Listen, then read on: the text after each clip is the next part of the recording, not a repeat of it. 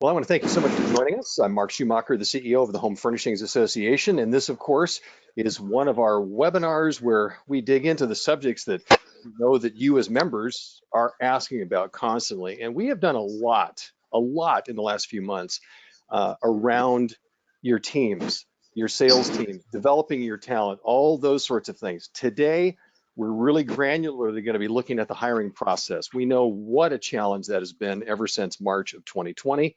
And so we're going to be talking about that and really giving you a bunch of takeaways as you continue to figure out the best way to enhance your hiring process to make sure you're getting good people coming through the door. Now, before I introduce our guests, I just want to make a couple of housekeeping clarifications here. First and foremost, on the right side of your screen, you will see that there is a box that says chat. If you have any questions you want to put forth to us to try to get to during this hour, pop them in there. You're going to see me looking off to the side here. I'll be notified and we'll do our best to get to your questions. We do have the questions that you did send in advance too, so I want to make that clear. And second of all, this webinar joins a long list of incredible webinars in our library. Easy to find it, myhfa.org/webinar. It is all of the webinars we have done on demand. You can share them. I have to tell you, they've become a great resource. Very proud of all the work that the team here has done to put that together. So let me not waste any more time. I want to introduce our panel today. And we've got three very talented folks joining us here, really going to help bring some light to this whole hiring process quandary that many of you have. First joining us is Max Klaban. Max is Vice President of Talent Management at Morris Furniture. Thank you, Max, for being here. We appreciate it very much. Also Seth Busby is joining us. He's Talent Acquisition Supervisor for Kittles Furniture. And then Carl Nyberg is Vice President and COO of Home Furniture. They're up in the Minneapolis area, and their part underneath their umbrella is Home Furniture, Gabbards, and also Doc 86. So guys, thanks for joining us. I really appreciate it. This is one of those conversations that I'm a little bit at a loss to figure out where to start because there's so much to talk about. So let me throw this out here and I'll go around to each one of you as a beginning question here. Right now, where do you think we are in this hiring environment? We went from having nobody available to work. Now we know there's a lot of companies that have been laying off and suddenly we've got a different kind of a talent pool. So Max, what are you guys seeing first of all? Are we dealing with at least a larger pool right now, or what does that whole landscape look like for you guys? Yeah, well, first off, I'm really glad to be here, Mark. So thanks for having me, and excited to join Seth and Carl on this panel. So, the main story is there's 4 million more job openings than people looking for jobs, and that's kind of stayed pretty steady. And I think that makes an extremely competitive environment that we're all kind of operating in. But to your point, I think we have seen a shift kind of from being in survival mode of quantity, focusing on quantity, we have to go for the quantity, to now we're asking questions about the quality of our process and shifting some of our focuses from quantity to quality and kind of focusing on trying to source as many candidates as possible versus, kind of posting and praying and trying to keep up with that grind. So that's kind of the top. Posting and praying. I like that. You're like, come on, bring me somebody really good. Seth, what do you want to chime in there with as well, as far as what we're looking at as far as the pool is concerned? Yeah, I mean, going back to what Max said, yeah, the candidate pool seems to have changed in, say 6 months of where we were begging and praying to get candidates to apply. Now I think it's kind of transitioned into we're getting the applicants and it's finding the ones that would fit culturally and help the company move forward too. So Carl, would you agree with that? Can you be a little more picky now than you might have been 18 months ago? Yeah, you can, actually quite a bit. I think part of it was we were all kind of going through that big wave up of business, and that most of us caught, and now we're on the backside of that currently, and so business is still better than pre-pandemic, but we're certainly not running the peak volume we were. So that means your need for staff, if you're fairly, if you were about where you need to, you're trying to maintain and fill in. So I think we all went through that window where you didn't know how many people you need. You just knew you were short, you know, and now that's leveled out. And yeah, there's definitely applicants out there, and you know, it's a matter of processing them, which I'm sure we're going to talk about here today and everything, and figuring out who best fits. Absolutely. And I think before we get, you know, heavily into the processes you guys are involved with, I remember, and I'll let any of you jump in and want to on this one. I remember that one of the interesting aspects when it was nearly impossible to find anybody was that a lot of companies in our space were shortening the process. We're really simplifying it because they realized people weren't hanging around long enough to come back for a second or third interview. And that also there was, for at least a certain aspect of it, that there were some qualifications that maybe we eased off on, that a lot of the, you know, made some of the requirements a little bit easier. You know, you just realized that it was so tough to find people. Have those things changed? And please, anybody jump in on that. I mean, as far as that goes, are we away from that, sort of that desperation model that we were in not too many months ago? Yeah, I think so. I mean, we tried our best to not be desperation hiring. I think, you know, I don't know what the other guys have found, but the one thing we found through this that we kind of challenged our organization with was, you know, everybody talks about being fast, but you got to be fast all the way through the process, and you have to look at what's it really take for you to get an applicant, get them screened, get an interview, and then ultimately whatever backgrounding and hiring. And we've just kind of set up our system where we decided, you know what, you know, our goal was we wanted to be able to move faster than the candidate was wanting to move, because then you're not a drag on the system. You know, you're not losing to anybody else if you're faster than they're prepared to move. Okay, so that's really not changed. Maybe that's a big I don't know, takeaway as far as this moving forward is. So you're saying that you want to make sure, it's not saying that you're doing a sloppy process. You're just saying make sure you got everything together, and you want to make sure it's a brisk process to keep their attention and to make these decisions. Is that fair, Carl?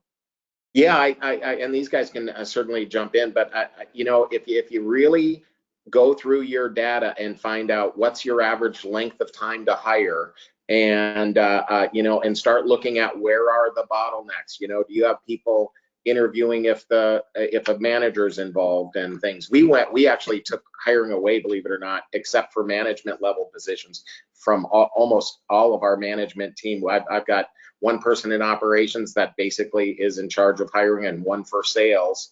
And that way we can crank through them, and then they back each other up, because we are finding out that our showroom, especially in the showrooms, and even in the warehouses, they were busy through this whole window of time. And so they wanted people, but then they felt they needed to be out on the front lines solving problems, doing things. And then all of a sudden you got multiple day delays getting back to people to get an interview. And by the time you get back to them, you lose them. So I would just say you got to, you know, seriously look at your processes and look at the data, because what you think you're doing, you might be a lot slower than you think you are. That's what we found.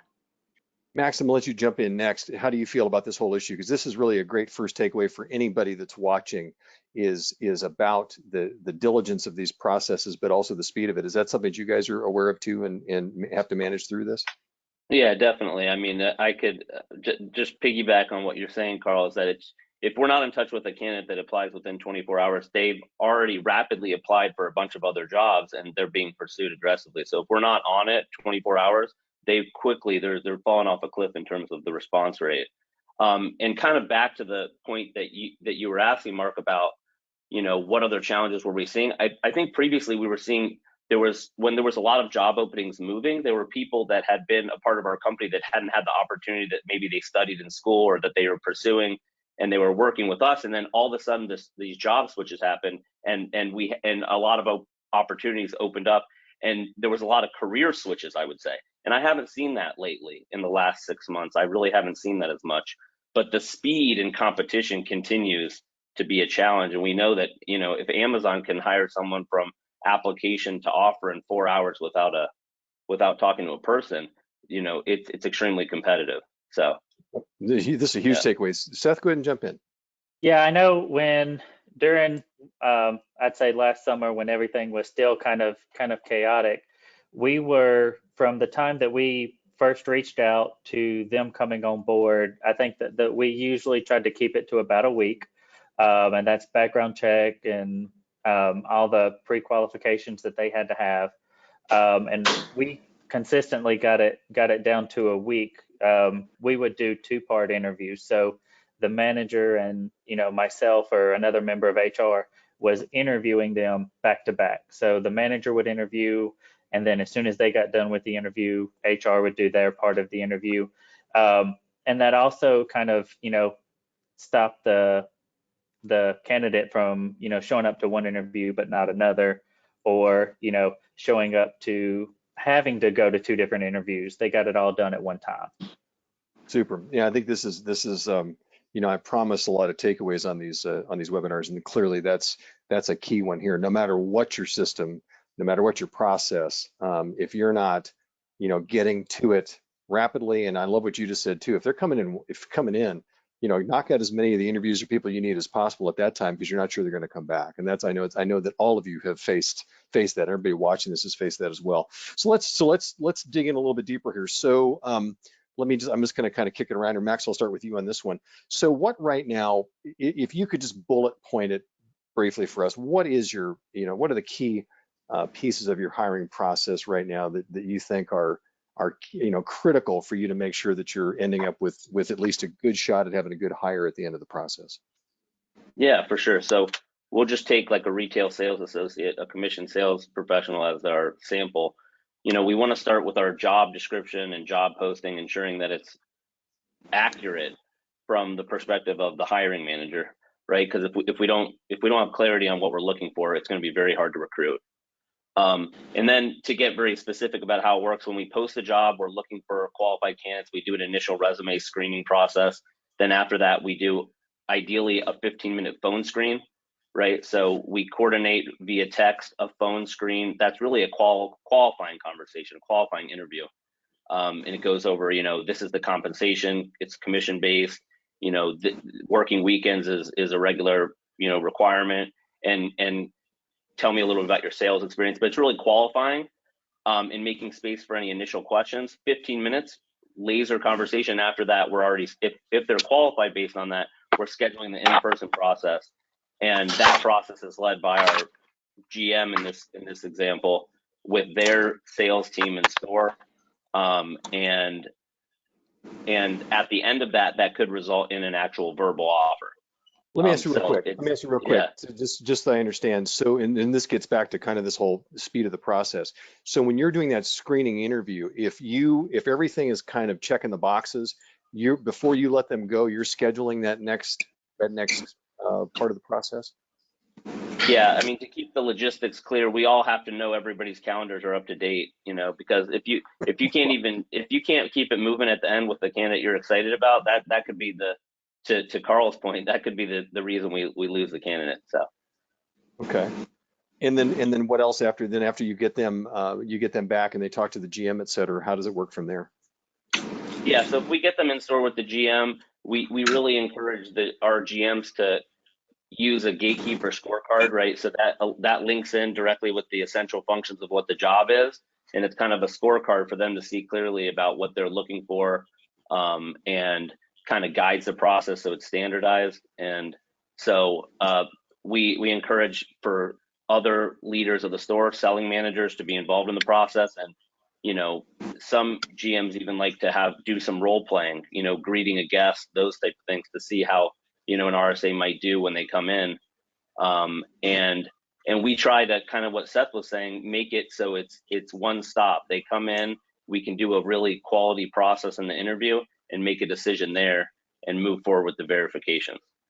And I have to tell you, as simple as it sounds, I love what you said about the fact of calendars. You got to make sure that you know everybody's schedule, so that if you have that ability to make that next that next interview or that next piece, get that person in there, or maybe for the first time, if you don't have everybody's calendars in sync and no schedules, you're going to be stumbling and bumbling, and who knows when you're going to get it done. That's really a good takeaway. Carl, let me ask you the same thing. Talk about that, kind of the process, what it looks like for y'all. Yeah, very similar to what Max said in terms of, yeah, we want to, we're reviewing all applicants within 24 hours. And then if we're interested in them, we're immediately trying to schedule an interview. And one thing Max brought up that I think is really important is, again, I'm gonna assume we're mostly talking about fairly entry-level frontline jobs because that's where most of it's at. You're gonna move slower the higher you are up the food chain in terms of candidates, but a lot of us need those frontline people. And so one of the things we do, if we do some pre-screening, so we're looking down their information, and if it trips our trigger, before we've even talked to them, we're starting to do a preliminary social media check on qualified candidates. We're popping on Facebook and some of the other stuff just to see what comes up, to see if you got anybody that's a little goofier than you'd like them to be out there. and stuff. And so then we send him a virtual link. But as he mentioned, previously, how did we all try to schedule stuff? We tried to get phone calls. We tried to call people. Well, nowadays, these young folks, you better be texting to schedule appointments, and you're going to do a virtual, an interview over the phone and things like that. But your communication, whether email could be too slow. So but use email, call if you need to. But we're trying to eliminate phone calling, and we're seeing the most success in terms of scheduling and getting people in with texting. And do you utilize things like FaceTime or Zoom in those cases where you're using that? We do for the virtual interviews, yeah, not just the contact. Yeah, we're because we for most frontline jobs, what the one difference we're doing is we truly are extending job offers the same day or the next day if the candidate's prepared for that. And the only thing that's pending, Mark, would be it's still subject to a full background check.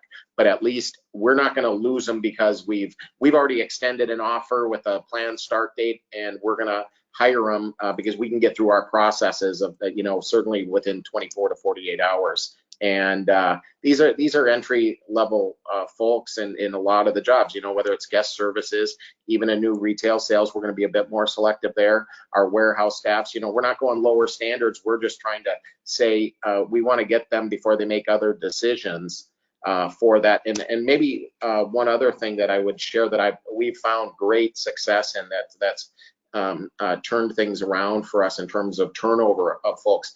We've all seen, I'm sure everybody has seen some increase in wages over these last few years. And I will tell you, if you can't hire people, you're probably not at the right wage structure, and so all markets are different, and and your applicants will be turning you down if you make an offer because you're not at the right. And if it's rare and once in a while, you're probably where you need to be. If you're losing 9 out of 10, you're not at the right wage. And none of us like that, but it's just the factor of the marketplace. And so why put all the effort in if you're not prepared to be at the proper number or in the ball game, right?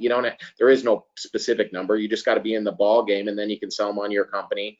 But we've gone so far as, and we do this with our entry level jobs, of extending. We tell them exactly, okay, here's based on your experience, we're going to start you here, when your first raise is and what you'll be at an annual if you're meeting standards, because I don't want to lose somebody. Some of them were jumping out of jobs. They got a job here. Well, then somebody offered them 50 cents more and they left for it. Well, if they know you're prepared to do better than that in a reasonable amount of time and they like it, they'll stick with you. That's been one big thing we've done differently. So it's almost like a little bit of a version of a career path in some ways, right? It's just like saying, yeah, hey, even though it's entry level, is yeah. We're thinking about where we can take you. Seth, you guys, and I mean this, I'm just kind of saying this to tease you a little bit. You talked about getting stuff done in a week, and you've got, Carl here talking about the fact that they review these candidates within 24 hours. But talk about your process though, because it sounds like you guys have a very, very well organized process. So what does yours look like? Yeah, well, it's we're only 7 stores, and we're in the state of Indiana. So I'm the one that does all of the HR side of the interview. So we have a location about 3 hours north. So for that, it's a little bit different. But we always start with the text, like the Carl and Max were saying. because the response rate is just incredibly higher than if you try to call and leave a voicemail. But again, like they said, we do the resume screening. The managers of the retail side, they usually are first contact with them, get them in for an interview. And, you know, if it's somewhere that I can go, I usually do the in-person part of the interview for HR the same day. Sometimes that's, you know, when I'm 3 or 4 hours away, it makes it a little bit harder. So the manager does the interview, and, you know, they let me know right away whether they want to move forward. And then I get in contact with them that day to either schedule a Teams interview either that day or, you know, the next day when they're available, just to keep the process moving. Gotcha. And we try to, you know, stay in constant contact. So when something comes back, that whether it's good or bad, you know, we're letting them know, hey, this is back. The next step is this. So and I know we try to keep in constant contact with them throughout the process, because that not only does that keep them engaged, but it lets them know that we do care and we do want them to come on board. And boy, thank goodness there are some virtual options now, and more of them, because like you said, with the traveling part of it, and by the way, you said only 7 stores. 7 stores is that's a great, you know, stable of stores, and you guys are a great retailer. But that's really interesting. But I hear you saying though, it's constant touch points, just to make sure they never feel like you've dropped off. We have hit a few areas here that have already driven in a ton of questions. So here's the first one I'm going to throw out to you guys. And by the way, feel free. These I call these toss-ups. This is like a game show. These are the toss-ups. No points. You're not going to win money, but I'm just going to throw this out here. So you guys are talking about speed, and the question that was brought up here is that background checks in South Carolina are very slow turnaround. How do you manage that? You can't. I mean, you obviously can't rush it. Are there ways that you're getting the background checks turned quicker? I'll take this one. I know for during, you know, last summer, there were background checks that were taken, you know, 4 or 5 to a week even to get them done. I know when we do that, I would reach out, you know, every other day and say, hey, I'm still looking at it. We're still, you know, we got everything back. We're just waiting on one thing. As soon as it comes in, I'll let you know. You know, staying in contact them every few days, again, keeps them engaged. Let them know that you're there and you haven't forgot about them. Granted, it may take a little bit longer for the background checks, but I know keeping in contact helps. But they know their hire, like Carl said, is Yes. based on that being coming through. Okay, Carl, what did we talk about background checks for y'all? Yeah, well, we have a company we use for it. They're pretty darn fast, and they do all the criminal stuff and everything. So as you said, Mark, we extend the offer so they know they have a job. You know, you let them know when you plan to bring them in for orientation or their start day. And, you know, that's going to probably be the first of the next week or whatever. And so that gives you the time to get that job offer out there and the background check back. The other thing I tell you is you probably should decide whether all the things you're looking for or wanted back are critical anymore. For example, we used to be, even on frontline entry-level jobs, we were doing education background checks. Well, the schools through COVID, they wouldn't even respond, and now they want to charge for them. So we're not doing them anymore. We will for a professional position, obviously. If we want an accountant and we want a degree, of course, we're going to verify that. But if I'm hiring frontline workers, we're going to just put them through some skill testing and not worry about whether, you know, if I can see they can add, subtract, whatever I want them to do, got reasonable reading comprehension and stuff like that. Do I need to really know if they graduated high school? It's probably irrelevant. What I need is the relevant skills. So we do some skill testing as opposed to, and that eliminated a delay in the process. And there's companies that, you know, whether you do your own or can do it, but you can get your criminal backgrounds back pretty fast. And you know, obviously South Carolina may have some different things, but I would tell you to hire them, push out the start date a little bit, and that gives you time to get your info back. Max, let me ask you, as we talk about the background check question, and Carl kind of alluded to with these different aspects of it. So, not all background checks are created the same. So, what do you specifically? Because that's one of the things people want to know is what are sort of, if you will, best practices or the things that you want to make sure that your background checks are covering. How would you respond to that today?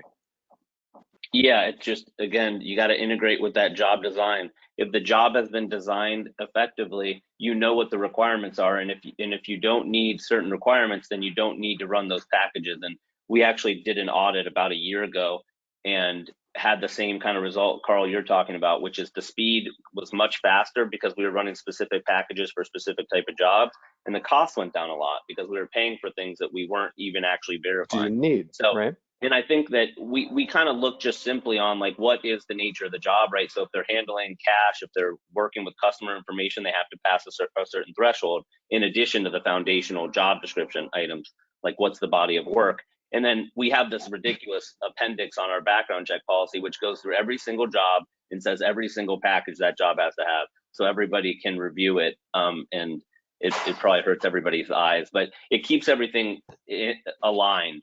But it's really a job by job, specific customization that helps us ensure we're doing our due diligence.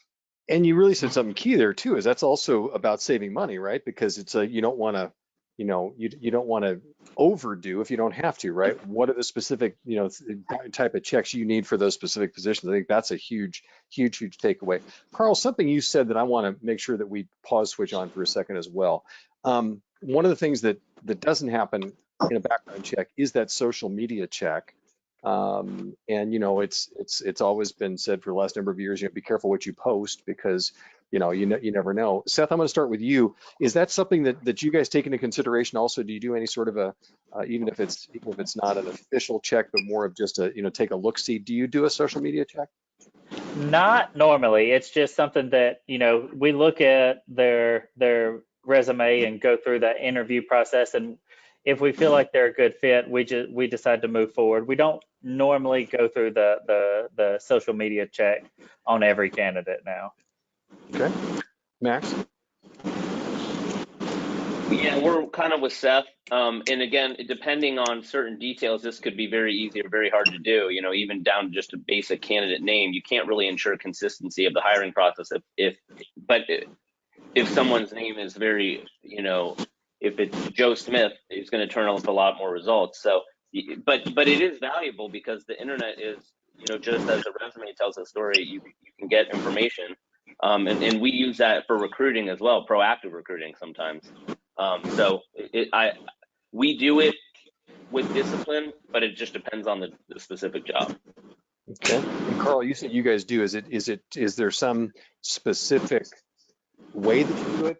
How do you do it? Yeah, well, you've got their once you've got their name, their address, you've got all their information, you can chase it pretty easily. And this is a cursory, it's a screening thing, and all you're looking for, nobody, hey, if they got just normal posts and you don't find, but a lot of times you can find criminal stuff that just pops up and things like that. So, and then, we all have, everybody's got friends, everybody does some level of social media. But, there are some people who, by any definition, are extremists. Doesn't matter if it's far to this side, that side, or just totally crazy. We're trying to screen out. People can be free to believe things, but if they're just way off the deep edge by anybody's standards, they're not a good candidate. Okay. A few more toss-up questions here. Again, whoever wants to jump in first, go for it.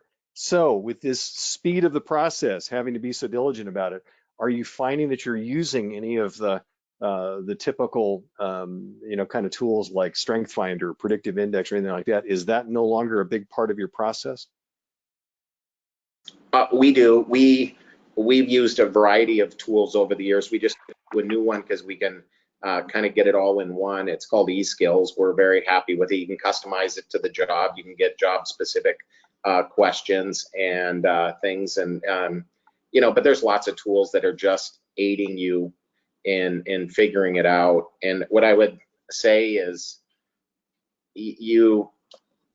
is make sure your people are using them. We had one tool we were excited about in the office. Well, you get down to it and really analyze, our managers using it as a tool, or is it just a process they're going through? Well, in this one case, it was a process they were going through. So we decided that's not why pay for that tool. And so, you know, if you're going to use tools, make sure your people are using them. It's not a pass, fail, or qualifier. It's just a, you know, hiring is a multi-phase thing. There's a whole things that lead into it. And, but, you know, we've kind of gone more to trying to get job specific skill testing and some questioning. And, you know, if you're hiring for sales, well, there's logical sales questions that'll point out whether this person has any knowledge of a structured sales process or has none, you know, and they might, so those are examples.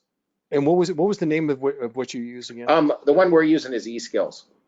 eSkills. Okay, gotcha. Yeah, I mean, we can get you some information on that, Mark, if people are interested. It's fairly reasonable, and we like it from how customizable it is. You know, there's no bulletproof thing, but it's good. Seth or Max, either of you utilize any of these type of systems? We're not really using any assessments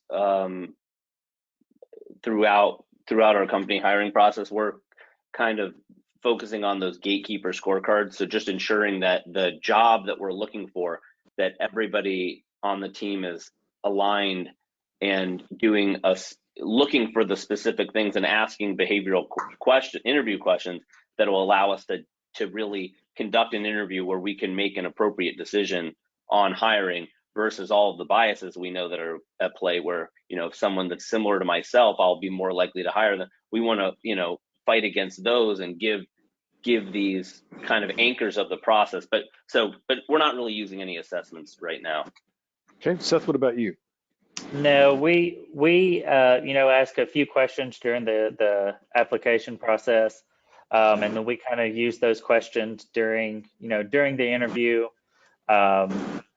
during like the phone screening type thing, and we kind of use that. But as far as the assessments or anything, we really do not use anything like that.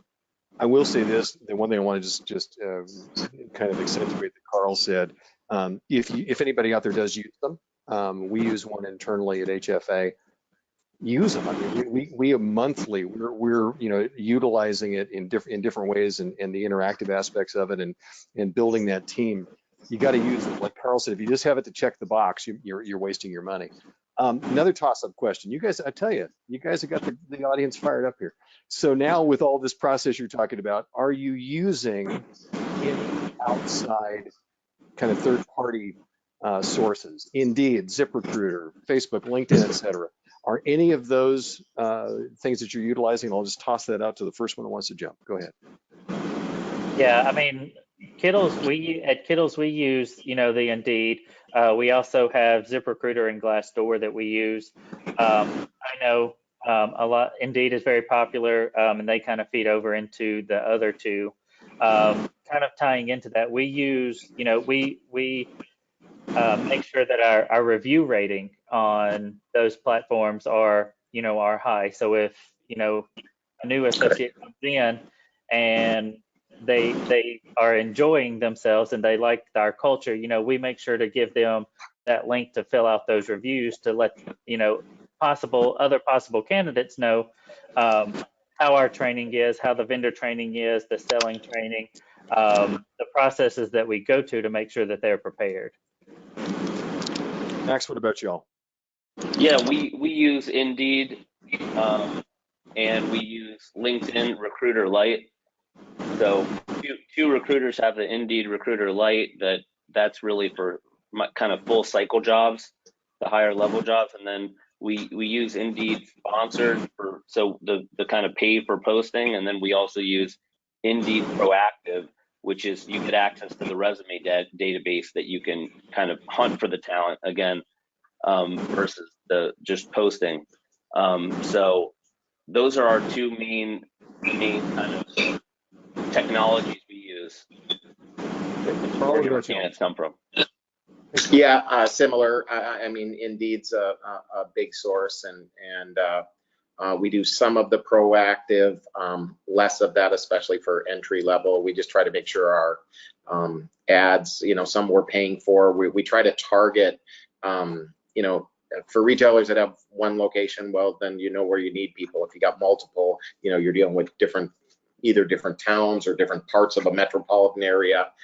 So you want to get your post in front of the right people and but you should, one of the tools that Indeed really does do for you is if you take a look, put your relevant search things in and yourself go see where you're stacking up in the posting listings, and also read some of the other applications for the similar jobs. What are they offering? That helps you get kind of a peg on where the market's at. Because I will tell you, if you're dealing with entry level wages, I can't emphasize it enough. You have to be relevant. Otherwise, you are just going to be losing. You're putting a lot of time, money, and effort into hiring, and you're just losing almost all the candidates because you're not at the appropriate wage. And that has shifted a lot over the last few years. I mean, shockingly, How do you figure that out though? That's another question that came in. How do you know where your wages stack up? Is there a source for that? Well, there's a couple. One is just go look at like Indeed is a good one. Those are people looking for jobs. They're going to post the range they're offering or what their starting wage is. That kind of tells you where your marketplace is at.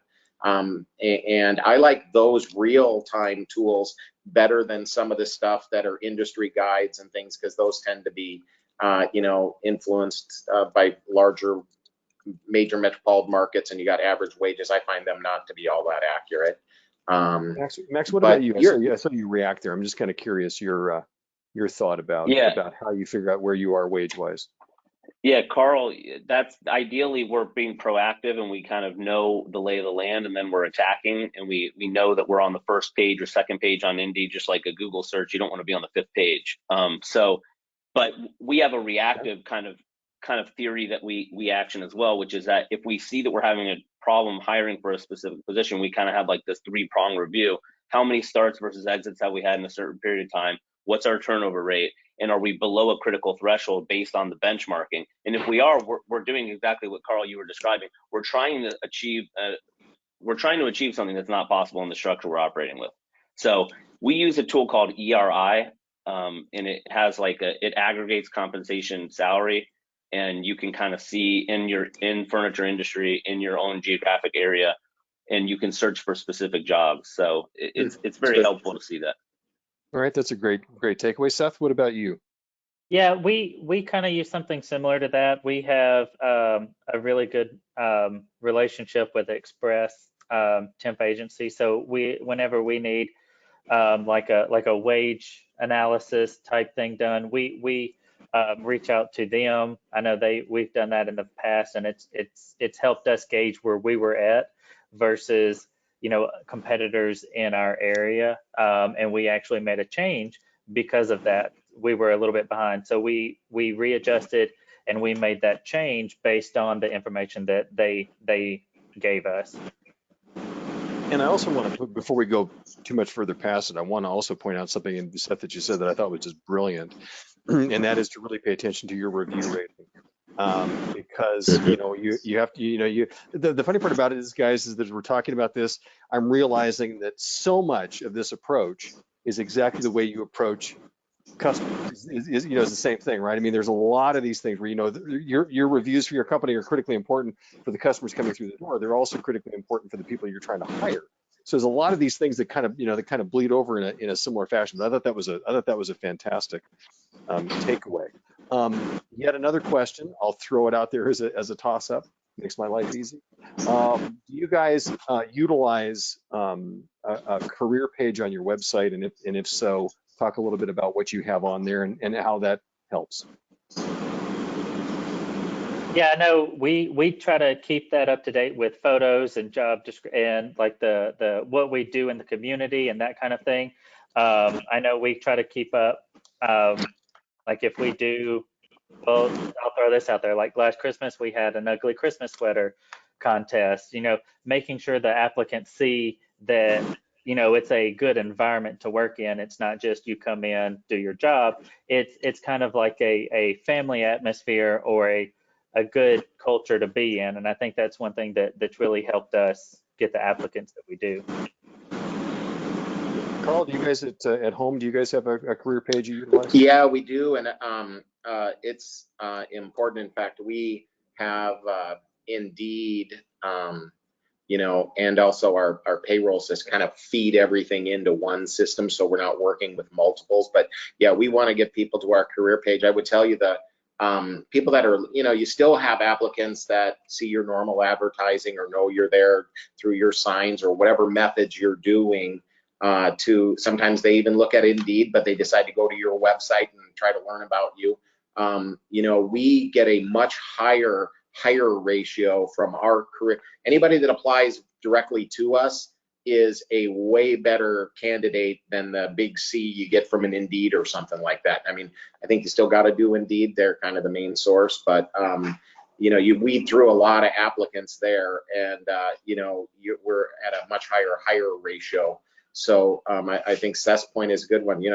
And Mark, you brought up, you're selling these people, right? You're saying, hey, we're a great company. Here's why you want to be here, and it's all part of the process. Gotcha. Max, what about y'all with career page? Yeah, very similar. Our website has a careers page, and that careers page is our brand of working at Morris, right? And our mission, making homes great, is for our customer, but also for our employees. We want to make the homes of our employees great, and we really focus on that. And then from there, you can click into the specific job and then straight into the application. So again, we used to have a lot of these different clicks that you could learn about one area or another, and we're just making more barriers from our potential candidates getting the application. So we simplified it a lot, but there's still some more opportunities. One around like candidate pools. We don't want to just have people apply. We'd love to figure out a way to capture people who might be interested in the future. That's something kind of on our parking lot that we would love to do. Gotcha. I want to ask a question with this speed of process and simplification of process, which I get, as far as why that's necessary. Is there any room anymore for good old-fashioned boots on the ground kind of recruiting? And what I mean by that is that one of the things I will never forget, and I'm not going to tell you who the retailer is, but there was a retailer that we went to visit a couple of years ago, and they asked, hey, how was your hotel last night? How'd everything go? And I talked about the fact, I said, gosh, we had a great dinner at this restaurant, and my gosh, it was one of those restaurants where there's not a huge staff, so the bartender was actually out helping us as far as being the server. And I said, she was fantastic. The CEO of that company the next day went to that restaurant and gave this person the card and said, hey, I've just heard from someone that you give great customer service. If you ever like to talk about this, is there any room for that anymore, or is that just sort of hit and miss, or are we past the days of really that good old fashioned? You walk in somewhere and you go, man, I could see that person working for me. What are your thoughts, guys? Yeah, I think you got to do all of it, Mark. I mean, I think it's hard to get your management personnel out running around doing stuff. I know we struggle with that, but we find some candidates. We encourage people to have the recruiting cards with them, and if they run into somebody great, hand it out and do that. I don't, you run into good people and you should try to bring them on board. I don't, is it going to solve your hiring problem? I don't think so, but you can pick up some great people. It's kind of you got fingers being poked, you're just digging everywhere you can, and if you can get everybody doing a little bit. We do recruiting bonuses for our employees to encourage them to bring in applicants. For referrals? Oh, that's awesome. Yeah, referrals, and that's we hire a lot of people. Typically, birds of a feather flock together. So if you got a great employee and you can get them to refer some people, there's a good chance their family and friends are similar people to them, and they're good applicants. And Carl, what I like about what you said is that I think this is one of those times when there's a lot of great tools out there, but you can rely on those for the lion's share of what you do, but there's also just all these other avenues. And Max, I see you doing a lot of nodding, so I assume that that's something that you guys are into as well, as that it does, look everywhere. I mean, give me an idea. Well, it's similar that in the ideal world, we would love to go out and do that grassroots recruiting, but a lot of our team member have superhero jobs, so they have so much on their plate, they can't run out and go walk around in the mall and find those great candidates. So I did hear of something that another retailer was doing, which was that one of the barriers that I think we might all be aware of is that sometimes an employee might know someone would be a great fit, but they're too scared to have that conversation, that grassroots recruiting conversation. Like, hey, would you like to work? They don't know how to execute that conversation. This other retail had this system where that referrals could go to the recruiting team with just basic details. Josh from Chick-fil-A on Main Street. And then the recruiting team would follow up with them, and the recruiting team had all the tools and expertise to be able to do that. And I think that, again, it's not going to solve the world's recruiting problems, but it could get a couple really key hires that have been identified by your key players. And so it's like something we would love to do more of, and it's just a challenge. I mean, I know it's not the biggest part of what you all are doing, but still, I think it's interesting. Seth, anything you want to add to that? Yeah, I know one thing that we did to try to kind of help that is we got probably 4x6 note cards size flyers that had, the jobs that we were, normally hiring for, the starting rate for it, and it also had a QR code on it. That QR code, all they had to do was scan it and take it directly to the career site, which, it's fewer clicks that they have to go through to get to the website, easier for them to apply. And, it's easier to hand out one of those cards and say, hey, just apply here, versus, handing out your card, trying to figure out where to go to apply the easiest way. That was just one thing that we did to try to, knock down a barrier for new applicants. And it wasn't all that long ago, but I don't know if you recall, but not long before the pandemic started, QR codes were going away. They just didn't seem to get traction. Man, COVID changed that. QR codes are seemingly everything now, which is just amazing. So one of the things that was very COVID driven, because of a very limited potential pool of employees out there, was scheduling. And I know that a lot of people had to, and Max, I heard you say it earlier about, you got to work weekends. I know there are a lot of people that were being much more flexible. Talk for a minute about, in this hiring process, is that flexibility still important to find maybe the atypical retail schedule in order to get good people that are just not willing to give up their weekends at this point? That's a toss up, by the way, so anybody can take it. Yeah, I'll jump in first. I mean, it's hard because it's like meeting the needs of the business, and a lot of our jobs don't offer the ability for any flexibility at all. And so I think when we think about flexibility, we keep bringing up this opportunity of part-time. What does that look like in every area of the business? But then we get to the next question, which is, how do you effectively train someone? Because our training machine is feeding it rolls in this certain cadence. So it comes up against some other challenges, but it's really like listening to the candidates and what do they want and trying to meet their needs. And again, going back to the compensation question, if all call center agent jobs in our area are remote and we're the only ones saying you have to be in the office, it's going to be very difficult for us to recruit for those jobs effectively. So we got to kind of be real about the economics of the situation. Carl? Yeah, I think especially as Max brought up that last point, for example, our call center staff, if they're primarily the entry level calls, which means they handle primarily scheduling and stuff and much less problem solvings, that's a completely remote job and has solved our hiring problem. Now what we have level 2 coordinators, they're hybrid, okay, because I need them in working with the service department to solve some problems, but they can do part of their work from home. And so I think you just look at each job and say, hey, what can I, the marketplace has changed for various jobs, and you got to do it. We do part-time at sales, when years ago we did little to none of it. We definitely are allowing some weekend flexibility, and we've got some of our best producers that don't work both weekend days, which is strange, coming from a culture of everybody worked weekends the whole weekend, and so you just kind of have to have a schedule matrix out there that you still need the coverage you need, right? I mean, customers are still coming in nights and weekends. So you got to work with your management teams to kind of break down their preconceived that I got to have this, I got to have that.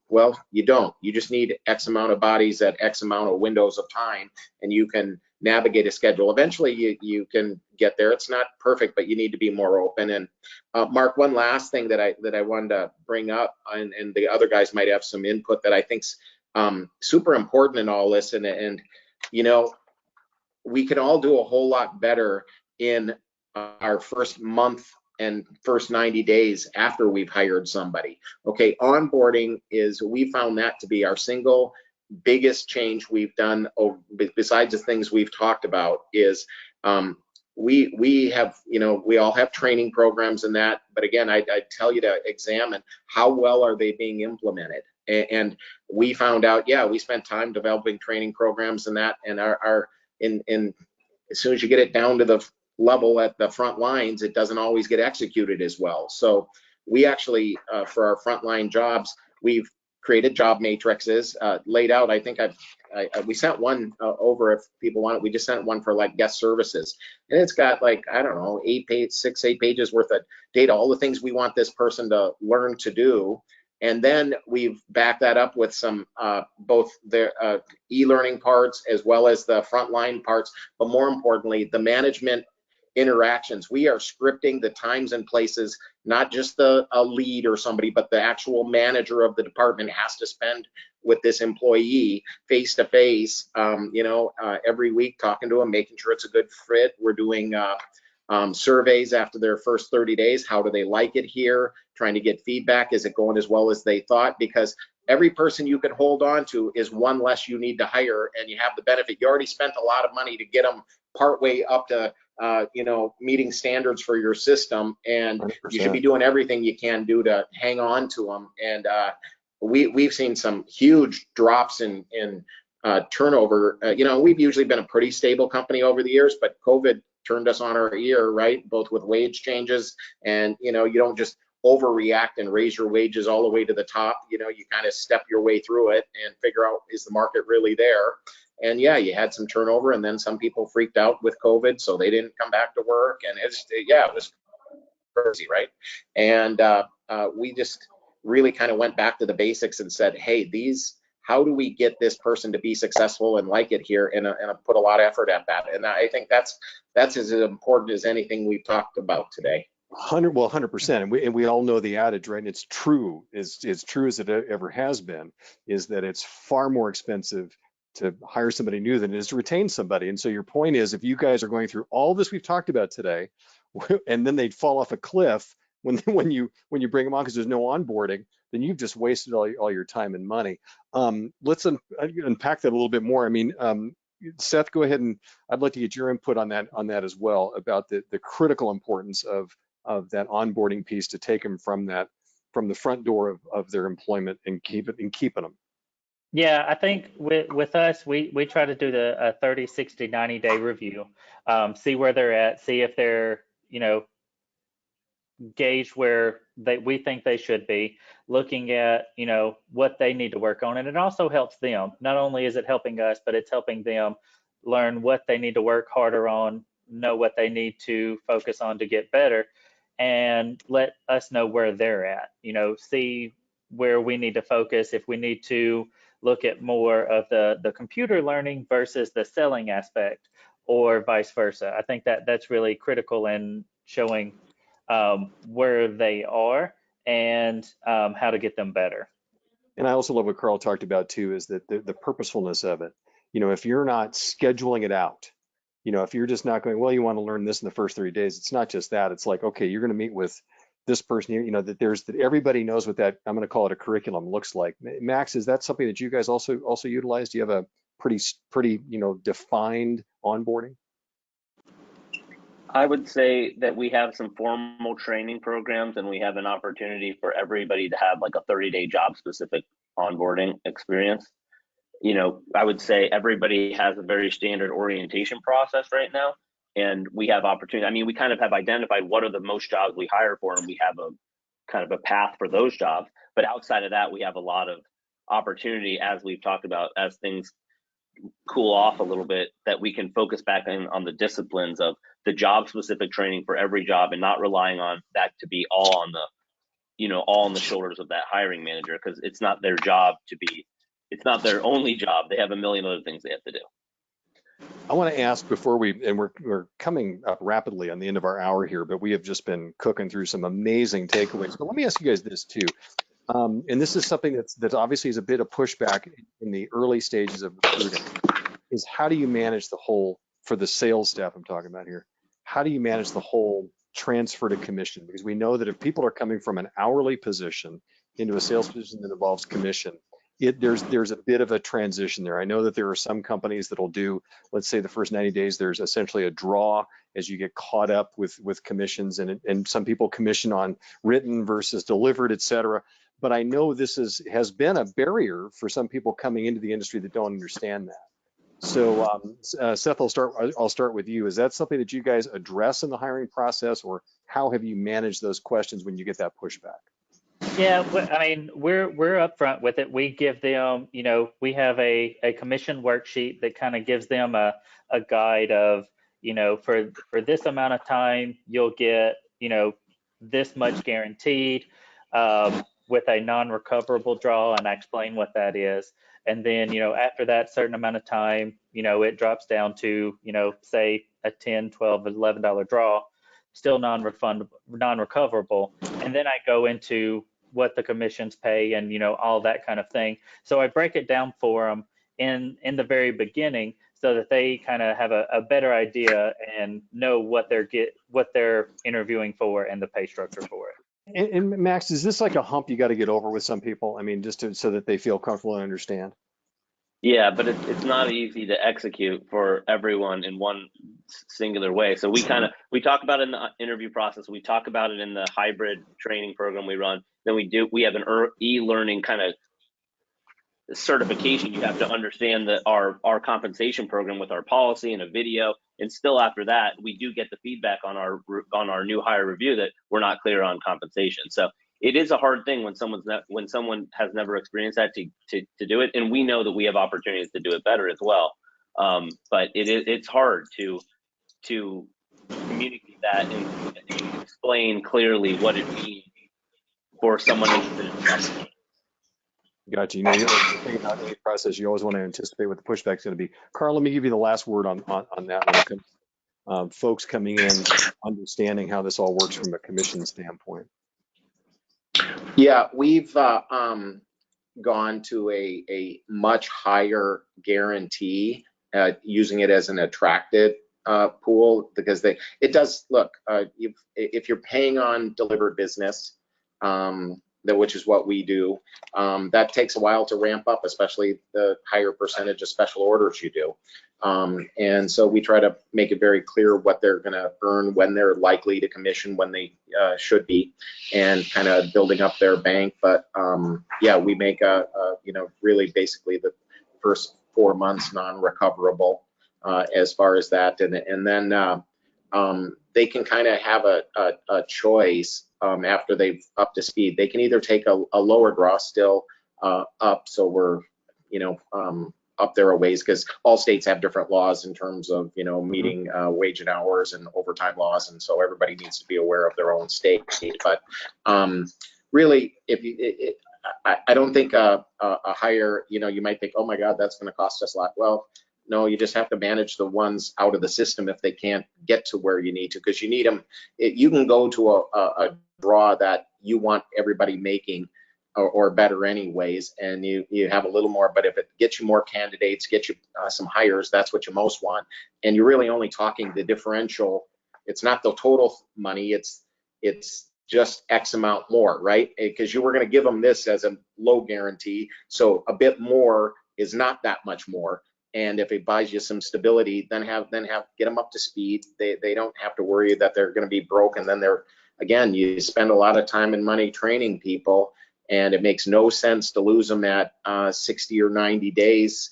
You haven't had them long enough to know who's going to be good in 6 months. So you got to get them to stick with you. And I would just encourage people not to be afraid to pay what you need to hold on to them. And if they're not good, you'll know soon enough, and you can decide to either, if they're a great person, find a different spot for them in your organization, and otherwise, you know, they're not a good salesperson, spin them out and worry about the next one.